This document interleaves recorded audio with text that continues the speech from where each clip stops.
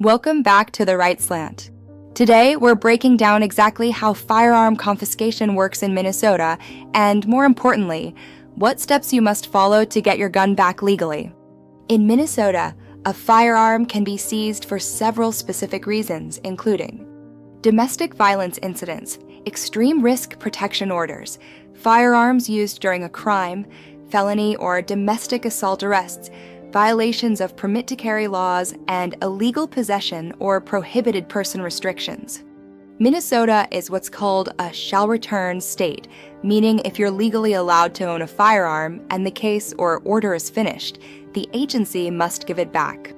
But like many states, that process can get complicated fast. So today, let's walk through the exact steps Minnesotans must take to reclaim their firearms. Minnesota law allows confiscation under several statutes. 1. Domestic violence or domestic assault arrests. Under Minnesota Statute Section 518B.01, law enforcement may seize firearms used or threatened to be used during the incident. 2. Extreme risk protection orders. Known commonly as red flag laws, Minnesota enacted its ERPO process in 2023. If a court finds you pose a significant danger, it can order temporary firearm removal. 3. Firearms involved in a crime.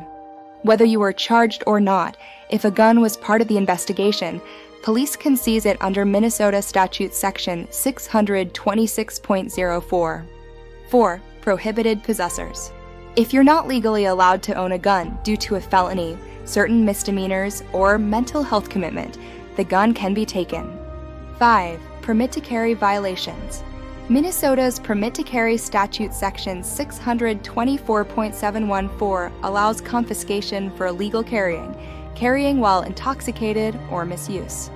Before we go deeper into the step-by-step return process, make sure you like, subscribe, and hit the notification bell so you never miss any of the Right Slant's breakdowns of firearm laws across America. This is where most Minnesotans get confused. Different types of confiscation follow different return procedures. Let's go through each one. 1. If your gun was taken during a domestic violence incident. Minnesota Statute Section 609.2242 and Section 518B.01 allow police to take firearms if they believe they were used or threatened during the incident. To get it back, your criminal case must be fully resolved.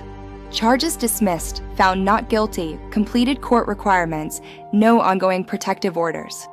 You must not be subject to a DANCO or OFP.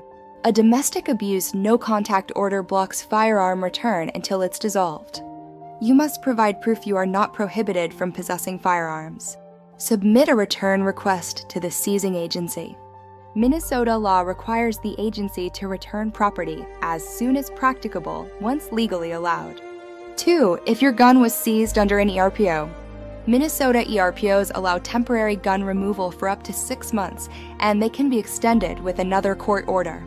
To get your gun back, wait until the ERPO expires or petition the court for early termination. If the judge dissolves the ERPO or it expires naturally, request a firearm return order. Take the court order to the law enforcement agency holding the firearm. Provide ID and undergo a background check if required. The agency must return the firearm within a reasonable time frame. 3. If the firearm was taken as evidence.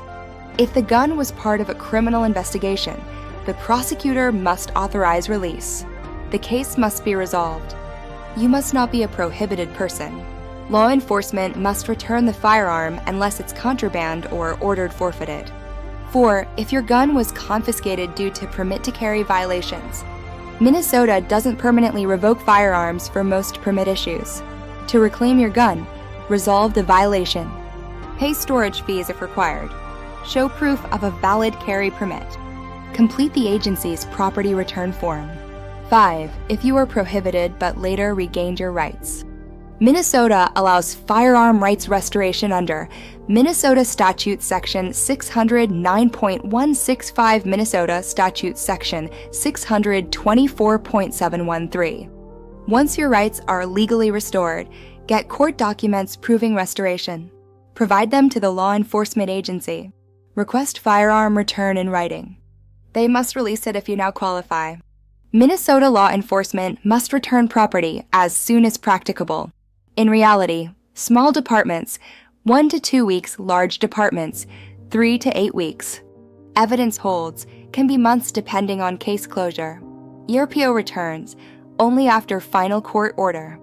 Storage fees may apply depending on the agency, and your gun must be legal to possess under both state and federal law. Minnesota permanently denies return if the firearm is contraband, you are convicted of a prohibiting offense. You're under a long-term domestic violence ban. You fail a federal NICS check. If you fall under these categories, return is legally impossible. Minnesota's process is detailed and sometimes painful, but it is possible to get your firearm back if you follow the exact legal procedures. If you want us to cover your state next, drop it in the comments. Thanks for watching The Right Slant. And if you didn't earlier, like, subscribe, and hit that notification bell so you stay informed and prepared.